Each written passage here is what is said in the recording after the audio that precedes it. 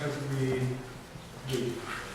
Okay, I'm Michele Ciavotta, I'm going to take Milan. I'm here to present you my talk that is about Receding algorithm for runtime management of infrastructure as a service cloud system. And this is the agenda of this talk. I will have to introduce the problem, the context of the problem, the problem itself, by means of a problem statement and design assumption, then the algorithms by itself, experimental analysis, and we will finish drawing some conclusions and future work. Okay. We all know that the cloud computing is changing the whole ICT industry. I mean, the largest companies have now their own cloud infrastructure because it is cost effective, it gives us almost infinite computational power. We have a certain amount of reliability that is quite high, and we are offered by this company offers us an auto-scaling system.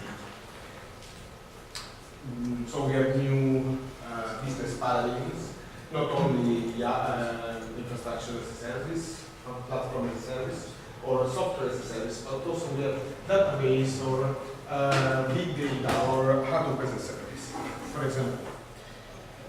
Okay, so we have these opportunities, but we also have new challenges. For example, vendor locking, how to guarantee quality of service, how to manage the life cycle of a cloud application, and above all, what I'm more interested in this talk, how to manage the elasticity of the system in terms of resource providing and self-adaptation. So, what's resource providing? I mean, resource providing means to lease and release cloud resources in order to give to the user a certain quality of service. And it requires management solution in order to that can support prediction, because if we have to provide quality of service, we should know how the workload in the incoming workload will change, how to monitor our quality of service, our service level agreements, and how to implement adaptive action on the application. So we have something like this in the most important cloud platform. For example, we have a monitoring system, even though they are quite basic and inadequate in some cases, because above all in the cases where we have high variable workloads and our application is characterized by uncertain behavior. So what we propose? We propose a fast and effective capacity allocation technique based on the receding horizon control strategy that I will introduce you later, that is integrated within one cloud project runtime platform, that minimizes the execution costs of a cloud application, of course, but guaranteeing quality of service constraints expressed in terms, in this case, of average response time. Let's pass now to the description of the problem, more in detail, and the description of our algorithm. Okay, we took the perspective of a SaaS, software as a service provider, that want to host his application on cloud infrastructure. This means that we have several software. Each software is single tier, so it can be assimilated to a web service, and this web service, we have a set of web services, are hosted on a single virtual machine. So we have that each VM hosts only one application, and we have homogeneous, that means very similar VMs implementing the same web service. Okay, this is under the hood. The model as a G1 queues. This means that each VM is a queue and is in cascade, is in tandem with a delay center.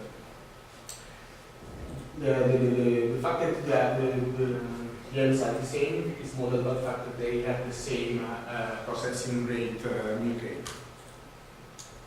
And the SLA is modeled as a bound, as a threshold on the average response time of a certain web service class. In this case, we impose that the average response time K is lower than a certain threshold that is indicated, it is referred to as RK bar. Okay. The system, we are modeling now the cloud platform. We are supposing that our cloud providers as a pricing models considering only two kinds of VMs, the server and the on-demand ones. And we have two kinds of prices, raw and delta, with delta every delta in raw. This means that on-demand VMs cost more than reserved VMs. Also, we consider the time, we manage the time on different levels. We have the charging intervals, TC, that runs 60 minutes. That means that once we pay for a VM, virtual machine, we can freely use it for the charging period, for 1 hour. Then we have the time slots concept, that is the basic time units that we want to optimize. And we consider this piece of research 2 time slots, 5 and 10 minutes, and a time window. The time windows is the time in the future we want to analyze. Okay, and in this case we consider from 1 to 5 time shifts. Okay, I will spare you this all this set of all this notation, but I will only consider something that for me is more interesting. In our model, RKT bar and DKT bar are the on-demand and reserved VMs that are freely available at time T for a certain web service K. This means that in our model we consider at the same time the state of the system in terms of VM that we already paid for. Also, this is important.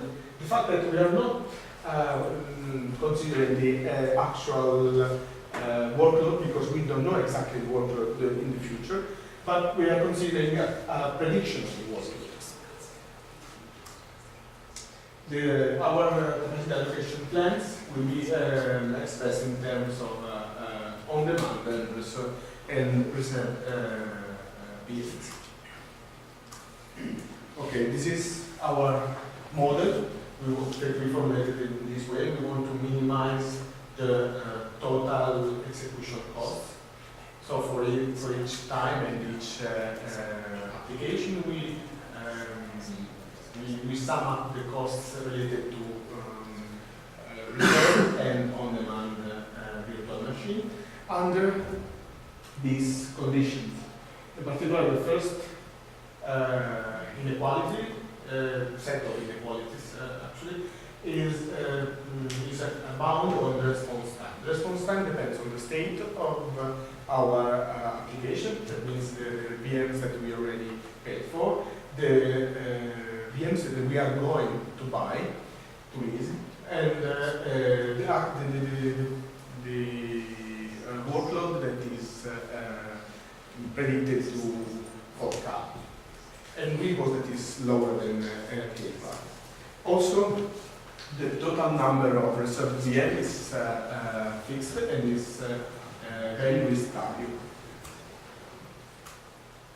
Okay, but how we use this model? This model will be used inside a framework that is known as Receding horizon algorithm that in a nutshell can be explained in this way. We solve the problem, so we have the information about how to allocate VMs during the overall overall time windows, but we only implement the first time slot, the action for the first time slot.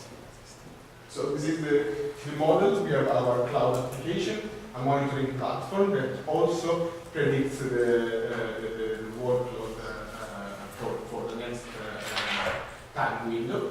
Then we have an optimizer for electricity algorithm that uses the mathematical model that I presented you, I introduced you before, to generate a set of actions, but only the first actions, only the first slot configuration, RK1 and RKD, is implemented through the interface provided by the IaaS provider. Okay, this is the algorithm. That is, this image will be the optimizer. So we have an initialization phase where we get the prediction for the workload and the state. That means the values of freely available VMs. Then we solve the model, considering the model, the state, and the prediction of workload. Then we apply the changes calculated by the model, but only for the first time slot decision. So scale K, K1, DK1. And finally, we update the state because we list a set of new virtual machines. We have to update the state. From that moment on, those virtual machines will be available for free. So we have to consider this. Okay. We arrive to the experimental analysis section. Okay.